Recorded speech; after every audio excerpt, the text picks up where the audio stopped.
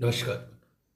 एक बार फिर हाजिर हूँ एक नई कहानी घुड़सवार लेकर। ये कहानी मैंने 15 फरवरी 2002 को लिखी थी। प्रस्तुत है, वाचन कर रहा हूँ कहानी घुड़सवार। किसी को नीचा दिखाकर दुनिया में कोई ऊंचा नहीं हुआ। फिर भी कुछ लोग स्वभाव से ही टेढ़ी चाल चलते हैं। सरल, शांत और स्थिर पानी में भी जोंक हमेशा वक्र गति से चलती है। कुछ मनुष्यों में बुद्धि उल्टी बसी होती है। माउंट आबू छोड़े 20 वर्ष से ऊपर हो गए। बैंक से रिटायर भी हो गया, पर दुर्जन सिंह की यादें आज भी मेरे स्मृति पटल पर अंकित है। बचपन के घाव के निशान की तरह कुछ यादें ताउम्र जिस्म का हिस्सा बन जाती हैं। नौकरी के अपने नफे नुकसान हैं। सबसे बड़ा फायदा तो यह है कि हर महीने हर हाल में पगार मिल जाती है। तरह तरह के लोगों से मिलना होता है, और विशेषतः जब बैंक जैसी नौकरी हो तो अमीर से अमीर एवं गरीब से गरीब आदमी से आपका मिलना होता है। अर्थात जीवन का यथार्थ दर्शन समझने का मौका मिलता है एवं माया के विस्तीर्ण रूप की झलक भी करीब से देखने को मिलती है। जिन्हें हम उजियारों में रहने वाले कहते हैं, उनके मन का अंधेरा, एवं जिन्हें हम अंधियारों में रहने वाले कहते हैं, उनके मन का उजाला देखकर आप ठगे से रह जाते हैं। 500 रुपये किस्त जमा करवाने वाले किसान के मुख का आनंद आप समझ सकते हैं। वह 4 बार नोटों को गिनकर देता है। खरी कमाई का पैसा ऐसे ही हाथ से नहीं छूटता। समय की उसे कोई समस्या नहीं। कैशियर उसको रसीद देता है, पर वो 2 बार पूछता जरूर है, बाबूजी जमा हो गए ना? कैशियर की झिड़की खाकर भी वह अपने आप को आश्वस्त कर लेना चाहता है। अमीर आदमी को जमा करवाने में कोई तकलीफ नहीं। वह कैशियर के सर थैला पटकता है एवं कैशियर पल भर में रसीद दे देता है। दोनों के बीच की मौन मुस्कुराहट संवाद की आवश्यकता ही मिटा देती है। माया, तेरे कितने रूप हैं। तू चाहे 56 भोग करवाती है, तू चाहे गली गली भटकाती है। नौकरी का नुकसान यह है कि हर 3-4 साल में पांव उखड़ जाते हैं। वृक्ष जड़ सहित उखाड़कर कहीं और रोपण करना होता है। जड़ों से उखड़ने का दर्द नौकरी वालों से ज्यादा कोई नहीं जानता। बहुत मिन्नतें करके जनरल मैनेजर से मैंने माउंट आबू पोस्टिंग ली थी। इस बार मेरे गांव में पोस्टिंग की बारी थी, पर मैं जैसे तैसे बच निकला। गांव की कठोर जिंदगी में कौन नौकरी करना चाहता है? सभी को हिल स्टेशन चाहिए। मेरा पूरा नाम रामचंद्र माथुर है। उम्र भी 40 के पार थी, पर जीएम साहब ने यही कहा था, माय बॉय, माउंट आबू तो तुम्हें दे दें, पर टारगेट तो पूरे हो जाएंगे, स्टाफ रिलेशन तो ठीक रहेंगे। मैंने एक आज्ञाकारी बालक की तरह यस सर कहा। साहब की मेहरबानी, माउंट आबू पोस्टिंग मिल गई। तुरंत फुरत में परिवार को लेकर माउंट आबू आ गया। जोधपुर जैसा बड़ा शहर छोड़ने में भी मुझे कोई दिक्कत नहीं आई। प्रकृति प्रेम मेरे रग रग में बसा था। अरावली के उन्नत शिखर, मदमस्त झीलें मुझे भरबस अपनी ओर खींच रही थी। मैंने तुरंत जोधपुर से विदाई ली और माउंट आ गया।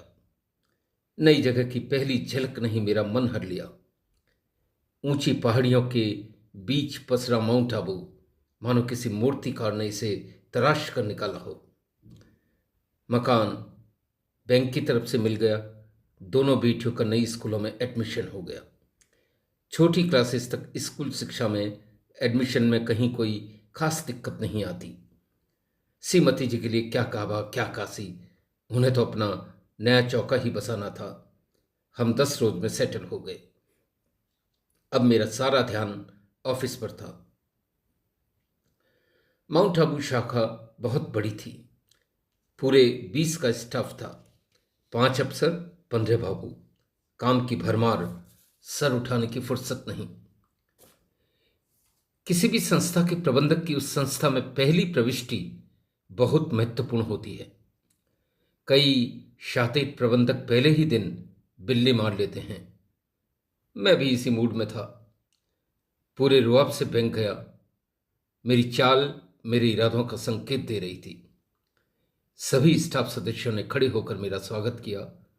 सभी अपने अपने तरीके से अभिवादन कर रहे थे। सिर्फ कोने में एक स्टाफ मेंबर यथावत बैठा रहा। बैंक स्टाफ यूनियन का नेता था वो। पहले तो मुझे लगा उसे दरकिनार कर मैं अपनी सीट पर जाकर बैठ जाऊं, अपने आप मिलने आएगा। पर पूर्व मैनेजरों से मैंने सुना था कि वो बड़ा दुर्दांत आदमी है। मैंने स्वयं ही उससे मिलने में भलाई समझी। दुर्जना प्रथम पूज्य थे। सज्जन की ओर ध्यान देने की जरूरत नहीं है, वे तो वैसे ही इस संसार के सृजक हैं। पर दुष्ट को साथ लेकर चलना पड़ता है, न जाने कब बिना कारण दाहिने बाएं हो जाए। मैं उसकी ओर बढ़ा और बड़े उत्साह से उसके कंधे पर हाथ रखा। पूरे रौब के साथ वह खड़ा हुआ एवं पूरी दमदार आवाज में बोला, दुर्जन सिंह। उसका नाम एवं अंदाज ही उसका आधा परिचय था। लंबाई 6 फीट से भी ऊपर, बड़ी बड़ी फैली रत्नारी आंखें, तीखे नक्श, उम्र करीब 25 वर्ष, एक भरा पूरा विशाल व्यक्तित्व। उसकी आवाज में इतना जोश था कि मेरे रोएं हिल गए। उसके स्वभाव में स्वाधीनता कूट कूट कर भरी थी। बहादुरी नस नस से फड़क रही थी। निसंदेह कुछ व्यक्ति धरती पर जीवन की उपस्थिति का एहसास देते हैं। सभी स्टाफ मेंबर्स हमारे मिलन को आतुरता से देख रहे थे, जैसे आज ही जीत हार का फैसला होना हो। खैर, स्थिति समझकर मैंने वहां खड़ा होना उचित नहीं समझा। चुपचाप अपने कैबिन में चला आया। माथे पर पसीने की हल्की बूंदें उभर आई थी। भावी की कल्पना मेरे दिमाग में मूर्त रूप लेने लगी। पहला दिन मिलने मिलाने की औपचारिकता में ही बीता। जैसे गेहूं के मुट्ठी भर दाने हाथ में लेकर साहूकार पूरे माल की गुणवत्ता पहचान लेते हैं, मुझे भी उसी रोज माउंट आबू शाखा में मेरा रणक्षेत्र समझ में आ गया। शाम घर पहुंचा तो कुछ बेचैन था। पिछले हर ऑफिस में मेरे प्रबंधन की तारीफ हुई थी, लेकिन यहां माजरा कुछ और नजर आ रहा था। दुनिया में हर इंसान की 2 तरह की वैल्यू होती है, सेंस वैल्यू अथवा न्यूसेंस वैल्यू, यानी सृजन मूल्य अथवा विनाश मूल्य। प्रबंधन का सही अर्थ न्यूसेंस वैल्यू का ही प्रबंधन है। विनाश को रोकना अथवा विनाश का प्रबंधन एक अर्थों में सृजन की स्थापना ही है। जंजीर की मजबूती उसकी सबसे कमजोर कड़ी पर निर्भर करती है। संसार में कहीं भी चले जाएं, आपको मित्र एवं शत्रु हर जगह मिलेंगे। लोग ऐसा सोचते हैं जगह बदलने से उनकी तकलीफें कम हो जाएंगी, पर ऐसा होता नहीं। इस जीवन समरांगण में हर जगह वही घोड़े वही मैदान है। वस्तुतः अच्छे खिलाड़ी को भी मजा तभी आता है जब सामने टक्कर का खिलाड़ी हो। मैंने उसी दिन प्रण कर लिया, चाहे जितनी मुसीबतें क्यों ना आए, मैं दुर्जन सिंह को सबक सिखाऊंगा एवं उसे राह पर लाऊंगा। अगर इस नदी पर मैंने बांध दिया तो स्वयं उसकी जीवन धुरी बदल जाएगी। शक्तिवान पुरुष असीम संभावनाओं से भरे होते हैं, बशर्ते उन्हें कोई सही मार्गदर्शक मिल जाए। दूसरे दिन बैंक पहुंचते ही सबसे पहले मैंने मस्टर रोल यानी हाजिरी रजिस्टर मंगवाया। दुर्जन सिंह को छोड़कर शाखा में सभी समय पर आ गए थे। मैंने बैंक के एक सीनियर क्लर्क मेहता जी को बुलाया और उनसे दुर्जन सिंह के बारे में पूछा। मेहता जी ने कहा, सर धीरे बोलिए, वो बदमाश तो रोज 2 घंटे देरी से आता है। यही नहीं, काम भी कुछ नहीं करता। शाम को रोज शहर के गुंडों के साथ शराब पीता है। बैंक की अच्छी अच्छी पार्टियों, शहर के बदमाशों एवं यहाँ तक कि शहर की पुलिस से भी उसकी अच्छी पहचान है। सर, आप इसको मत छेड़िए, एक आदमी को कम मान लीजिए, इससे पंगा लेकर अपना जीवन खराब मत कीजिए। कीचड़ में पत्थर डालेंगे, छींटे आप पर ही आएंगे। आप अपना समय चुपचाप यहाँ शांति से निकाल लीजिए। पहले भी किसी मैनेजर ने इसको नहीं छेड़ा, आप भी चुप रहें, आगे आपकी इच्छा। मेरे आत्माभिमान पर गहरी ठेस लगी। मेरे कर्तव्य जमीन ने कहीं गहरे से मुझे पुकारा। मैंने मेहता जी को अपनी सीट पर जाने को कहा एवं उसी दिन युद्ध की धुधम भी बजा दी। कोई भी स्टाफ मेंबर बिना सूचना समय के बाद आएगा तो वो अनुपस्थित माना जाएगा। मैंने ये बात जानबूझकर बीच हॉल में आकर कही। मैंने उसी समय मास्टर पर दुर्जन के नाम के आगे अनुपस्थित लिख दिया। मेरा निर्णय मेरे दुर्दिनों का श्री गणेश था। उस दिन दुर्जन सिंह रोज की तरह 2 घंटे देरी से आया। मेहता ने घुसते ही उसे सारी बात बता दी। शाखा में प्रबंधन एवं यूनियन के बीच का वही सेतु था। दोनों अपनी अपनी बात उसी के मार्फत कहते थे। हर संगठन में ऐसे लोगों की भी एक विशिष्ट भूमिका होती है। सारी बात सुनकर दुर्जन सिंह आग बबूला हो गया। जीवन में पहली बार किसी ने उसके अहंकार एवं शक्ति को चुनौती दी थी। जैसे शिव धनुष टूटने पर परशुराम जनक की सभा में आए, दुर्जन सिंह सीधा मेरे कैबिन में आया। लगता है सर, आप मेरे को जानते नहीं। मुझे अनुपस्थित घोषित करने की आपकी हिम्मत कैसे हो गई? अब आगे जो होगा उसकी जिम्मेदारी आपकी होगी। तेज आंखों से घूरकर वह वहां से चला गया। उसका चेहरा क्रोध से तमतमा रहा था। इसके पश्चात तो युद्ध यौवन पर आ गया। कभी यूनियन की हाय हाय, कभी बैंक की चाबियां इधर उधर छुपा देना, कभी बैंक के डॉक्यूमेंट्स गायब कर देना, जाने क्या क्या नहीं हुआ। एक दिन कैबिन में बैठा हुआ था तो कोई आकर बाहर से पत्थर फेंक गया। पूरा शीशा टूट गया। मैं बाल बाल बचा। ग्राहकों से मिलकर हेड ऑफिस तक मेरी झूठी शिकायतों का अंबार लग गया।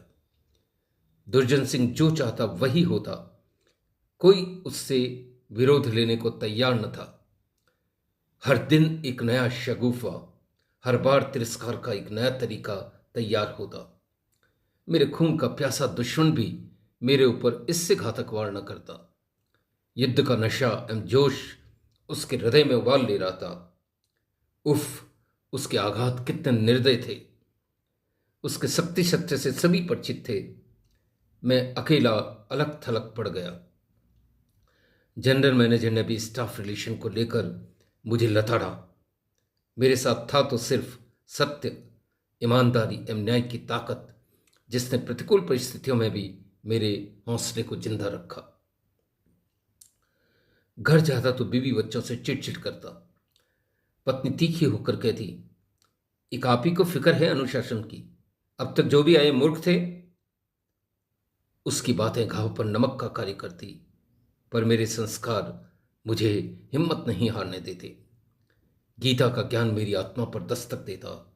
जहां सत्य है, सत्य का रखवाला अर्जुन है, वहीं कृष्ण है, वहीं विजय है। इस जीवन संग्राम में युद्ध तो तुम्हें करना होगा। विश्वास का एक कदम आगे बढ़ाने वाले को नियति स्वयं ही मंजिल पर बिठा देती है। मैंने पूरी शक्ति एवं विवेक से आगे बढ़ने का निर्णय लिया। अगले दिन ईश्वर का नाम लेकर मैं शहर के जिलाधीश सत्य प्रकाश सिंह से मिलने गया। वैसे तो उच्च प्रशासनिक अधिकारी अधिकतर लोगों को टरकाने का काम करते हैं, शायद इसी में वो अपनी ऊंचाई का दर्शन करते हैं, पर सत्य प्रकाश सिंह एक अलग तरह के इंसान थे। सारा शहर उनके चरित्र एवं ईमानदारी का गुणगान किया करता था। चारित्रिक दृढ़ता इंसान के साहस को दूना कर देती है, इसीलिए इलाके में उनके अनुशासन की तूती बोलती थी। नाम के अनुरूप ही उनके गुण थे। मेरा सौभाग्य था उस दिन वे फुर्सत में थे। मैंने उन्हें अपनी सारी व्यथा सुनाई एवं उनसे प्रशासनिक मदद मांगी। मैंने उन्हें बताया कि अत्यंत प्रतिकूल परिस्थितियों में अपनी आत्मा के आवास पर मैं आपसे मिलने आया हूं और आप ही मेरा अंतिम सहारा है। हम दोनों में कुछ देर बात हुई एवं आगे की रूपरेखा बन गई। उन्होंने मेरे कंधे पर हाथ रखा एवं बेफिक्री से बैंक जाने को कहा। उस समय मुझे वो अनुशासन के मसीहा लग रहे थे। दुर्जन सिंह अब समय पर तो आने लगा था, पर घायल शेर की तरह हर वक्त मौके की तलाश में रहता था। वह अपनी हार को जीत में बदलने की फिराक में था। मिट्टी हिल गई थी, पर ढही नहीं थी। जली रस्सी में अब भी अकड़न मौजूद थी। रोज की तरह आज भी मैं ऑफिस आकर बैठा ही था कि उसने सभी स्टाफ मेंबर्स को साथ लेकर नारे लगाने चालू कर दिए। जो हिटलर की चाल चलेगा वो कुत्ते की मौत मरेगा। जो हिटलर की चाल चलेगा वो कुत्ते की मौत मरेगा। बैंक में नारे गूंज रहे थे। बैंक को खुले 1 घंटा हो गया। सारी पब्लिक इकट्ठी हो गई, पर कोई स्टाफ मेंबर काम करने को तैयार नहीं था।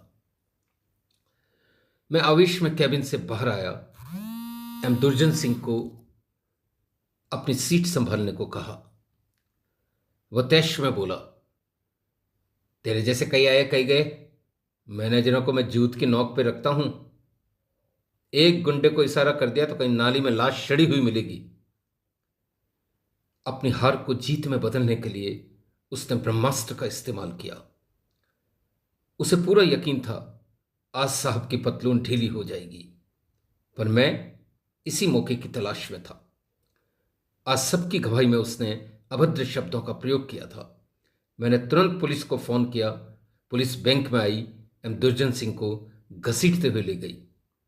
जिलाधीश ने मेरे इलाके के थानेदार को पहले ही निर्देश दे दिए थे। जो दशा शहर के गुंडे की अपने मोहल्ले में पिटने से होती है, वही दशा दुर्जन सिंह की थी। उसका सिर झुक गया, आंखें गड़ गई, ऊपर की सांस ऊपर एवं नीचे की नीचे रह गई। मैं इतना कठोर निर्णय ले लूंगा, मैं इतना कठोर निर्णय ले लूंगा, यह तो उसकी कल्पना से परे था। थाने में दुर्जन सिंह की अच्छी मरम्मत हुई। उसी शाम मैंने जिलाधीश से पुनः संपर्क किया एवं उन्हें स्थिति से अवगत करवाया।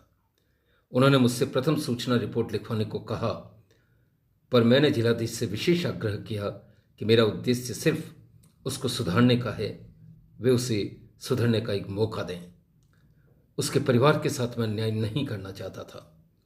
सत्य प्रकाश सिंह ने अनुकंपा कर मेरी बात मान ली। सज्जनों का हृदय नवनीत की तरह होता है। उन्हें मेरी बात युक्ति संगत लगी। हिदायत देकर दुर्जन सिंह को उसी रोज छोड़ दिया गया। समय निरंतर प्रवाहमान है। दिन बीते, महीने बीते एवं वर्षों ने भी दम तोड़ दिया। माउंट आए मुझे 4 वर्ष हो चुके थे। आज की डाक खोली तो उसमें मेरे जयपुर स्थानांतरण के आदेश थे। दुर्जन सिंह अब शाखा का सबसे अच्छा कामगार था। उस वाकये के बाद उसका जीवन बदल गया। अहंकार एवं अभिमान की परतें टूट गई। उसके भीतर का दुर्जन अब मर चुका था। वहां अब एक विनम्र कर्मठ सृजक ने जन्म ले लिया था। मेरे विदाई समारोह में सबकी आंखें सजल थी। समारोह की सारी तैयारियां दुर्जन सिंह ने की। पूरे परिसर को फूलों से सजाया गया। विदाई की अंतिम सौगात पुष्पहार पहनाते समय दुर्जन सिंह ने मेरे पांव पकड़ लिए एवं बरबस रो पड़ा। उसके आंसुओं के तार बंध गए।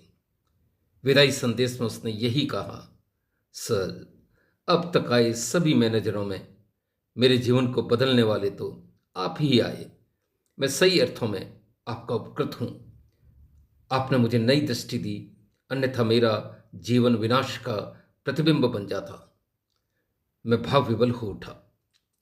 उस समय उसको लेकर जैसे मेरा पुत्र स्नेह जागृत हो गया।